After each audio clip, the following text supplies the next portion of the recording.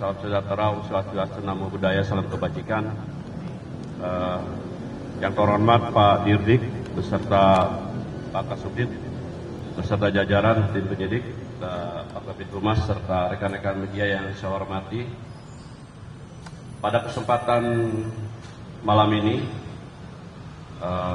tim penyidik Kejaksaan Agung telah memeriksa seorang saksi selaku komisaris PT YAT berinisial AM, di mana hasil dari pemeriksaan dan pendalaman baik melalui saksi-saksi dan juga alat bukti yang ada, tim penyidik Kejaksaan Agung Gunung Kudar telah menetapkan sebagai tersangka. Bagaimana duduk perkaranya, di samping kita ada Pak Dirdik yang menyampaikan. Silakan waktu dan tempat kami persilakan Pak Dirdik.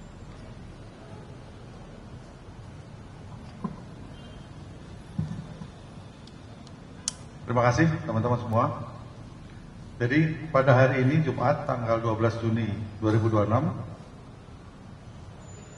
kami tim penyidik pada Jampitsus telah melakukan pemeriksaan terhadap satu orang saksi atas nama saudara AM selaku komisaris PT YAT,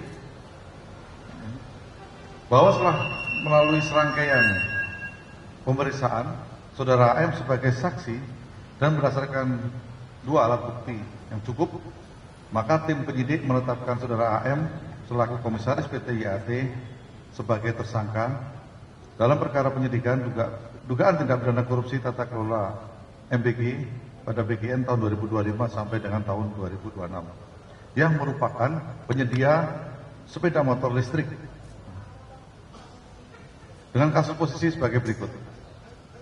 Bahwa pada awal tahun 2025 saudara AM selaku komisaris dan pengendali PT YAT yang bergerak di bidang pengadaan barang dan logistik melakukan pertemuan dengan saudara LP yang menjabat selaku wakil kepala BGN dengan tujuan melakukan presentasi profil perusahaan dalam rangka mengerjakan proyek-proyek pengadaan barang di BGN. Selanjutnya setelah pertemuan tersebut, saudara M mendapatkan informasi mengenai pengadaan sepeda motor listrik di BGN. Bahwa kemudian saudara AM secara melawan hukum sejak bulan Februari 2025 melakukan komunikasi aktif dengan PPK untuk menindaklanjuti rencana pengadaan tersebut. Padahal PT YAT belum memiliki dealer atau bengkel aktif serta tidak memenuhi persyaratan, dan proses pengadaan pada saat itu juga belum dimulai. Bahwa oleh karena PT YAT tidak memenuhi syarat selaku vendor dalam pengadaan sepeda motor listrik, untuk memudahkan dalam memenangkan kegiatan pengadaan sepeda motor listrik tersebut, saudara M bekerjasama dengan saudara AA dengan melakukan akuisisi PT ASE dan melakukan komunikasi aktif dengan para pihak pelaku pengadaan. Bahwa saudara M secara melakukan penggelembungan harga atau markup untuk setiap unit sepeda motor listrik dengan tujuan mendekati paku yang tersedia dalam pengadaan tersebut. Yang sebelumnya, harga perkiraan sendiri atau HPS dan kerangka acuan kerja atau KAK telah dilakukan pengkondisian oleh pihak BGN dan tersangka. Bahwa saudara M secara melawan hukum telah mendapatkan bayaran penuh 100% atas pengadaan sepeda motor listrik sesuai dalam berita acara serah terima yang telah dimanipulasi. Seolah-olah perakitan sepeda motor telah selesai dan sesuai spesifikasi, padahal harga dan spesifikasi motor listrik tersebut tidak sesuai dengan standar barang dan kebutuhan BMN. Tersangka disangka melanggar pasal 603 dan 604 KUHP, dan saat ini tersangka dilakukan penahanan selama 20 hari ke depan di Rutan Salemba, Cabang Kejaksaan Negeri Jakarta Selatan. Terima kasih. Baik, demikian kronologis perkaranya. Silakan kalau ada pertanyaan. Ya, silakan. Mas Abeng dari Republika ya. Pak Detik, itu kan tadi kan disebutkan adanya markup, berapa nilai markupnya dari HPS yang sudah ditentukan. Kemudian apakah nominal motor listrik yang diadakan itu seperti penjelasan sebelumnya beberapa unit itu, dan nilai anggarannya apakah masih sama 1 sekian triliun itu. Kemudian tadi disebutkan tersangka Andrew ini dia ketemu dengan tersangka Lodwig untuk pengadaan motor listrik tadi. Apakah tersangka Lodwig juga ada menerima hasil dari keuntungan yang didapatkan oleh tersangka Andrew?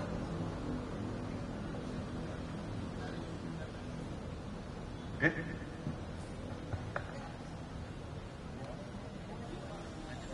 Oke. Sudah kami jawab. Yang pertama, anggaran betul sekitar 1,1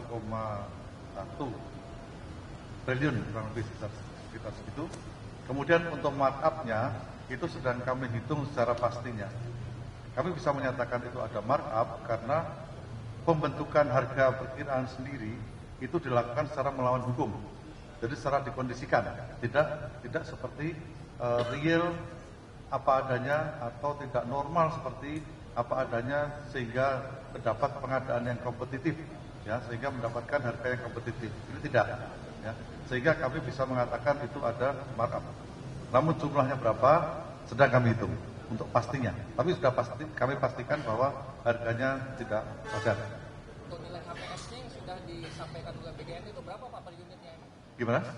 Untuk nilai HPS per motornya itu? Kurang lebih sama, hampir sama dengan nilai pengadaan, sekitar 40 sekian, 47 ya, 47 juta, kurang lebih ya. Dan penerimaan terhadap Lodwig Pak? Gimana? Itu masih kita cari, masih kita pelajari terus. Ya. Tapi Dan ada, kita sampaikan. tapi ada nggak? Tapi ada. Nanti kan kita sampaikan. Iya. Ya, dari mana?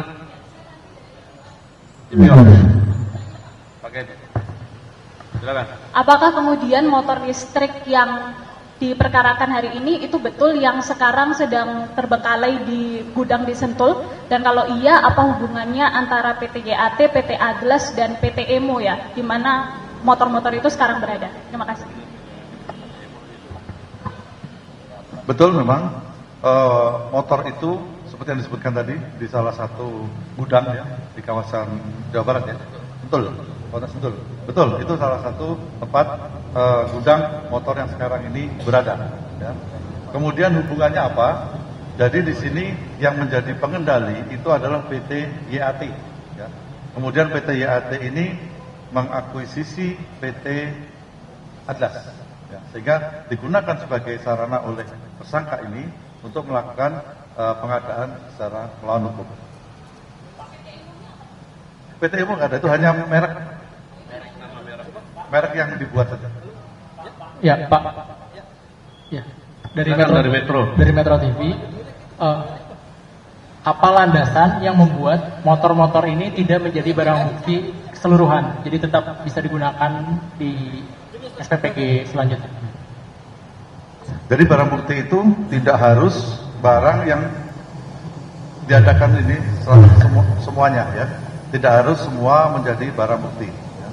Apalagi ini merupakan pelayanan, ya, kami tidak akan melakukan penyitaan terhadap seluruh barang bukti sepeda motor. Kami hanya membutuhkan jejak-jejak langkah pengadaan ini, sehingga tidak perlu semua motor itu akan dilakukan penyitaan. Sehingga kami akan dorong juga bekerjasama dengan BGN untuk segera menuntaskan proses distribusi ya terhadap motor-motor tersebut, karena sampai sekarang motor itu masih berada di gudang-gudang, hanya sebagian kecil yang sudah nyampe di tujuan, di tempat masyarakat, di tempat dapur-dapur berada. Baik, silakan. Dari mana Mbak? Kompas TV, silakan.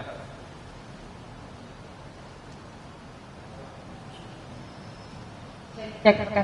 Selamat malam Pak, saya Fedriska dari Kompas TV. Kan ini kan sebetulnya kalau kita lihat duduk perkaranya kan ada beberapa perkara ya Pak, ada terkait dengan markup, ada juga terkait dengan jual beli titik SPPG. Nah Pak, dari berapa tersangka dan berapa juga saksi yang sudah diperiksa, ini klaster dari modus korupsi ini bagaimana sih Pak sebetulnya? Dan juga kemudian kemarin saya sebetulnya tanya terkait dengan beberapa nama yang disebut dalam BAP. Ini ada update terbaru nggak Pak terkait dengan hal tersebut? Terima kasih. Untuk modus pernah saya sampaikan pada saat itu. Jadi modus besar yang kita sidik sekarang ini ada 2 klaster.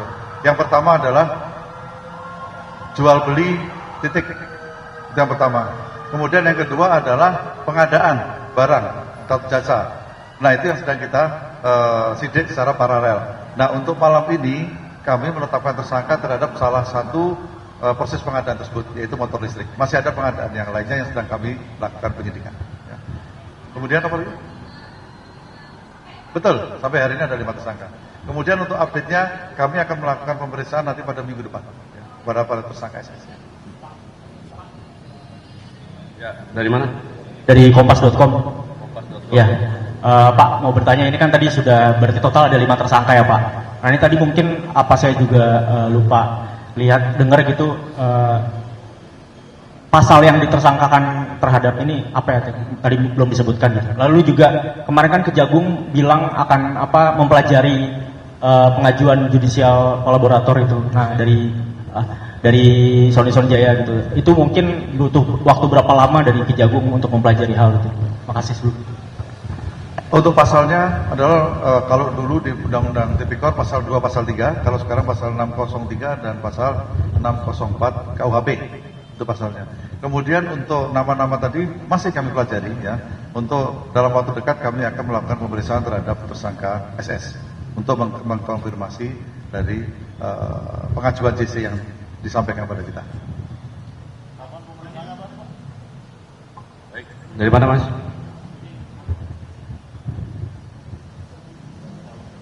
Dari mana?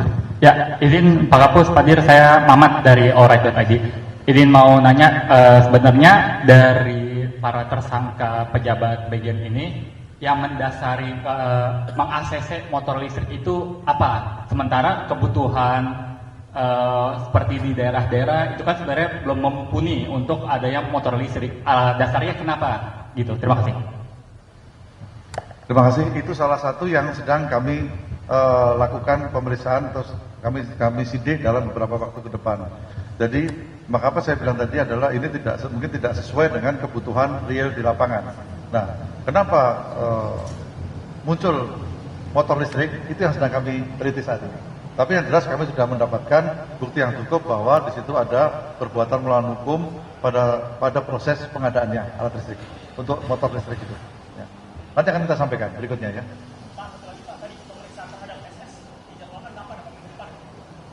Secepatnya, nanti kita sampaikan. Secepatnya. Baik. Sudah ya? Cukup? Oke, kalau sudah ini nggak ada lagi. Terima kasih. Yang jelas dari kasus tata kelola MBG ini sudah ditetapkan 5 tersangka dengan klaster yang berbeda. Kemarin titik untuk pengadaan titik jual beli titik SPPG, kalau yang sekarang untuk pengadaan motor listrik dari pihak swastanya. Jadi sudah 5 ya. Dan cukup. Terima kasih atas perhatiannya semua. Wabillahi taufiq wal hidayah. Wassalamualaikum warahmatullahi wabarakatuh.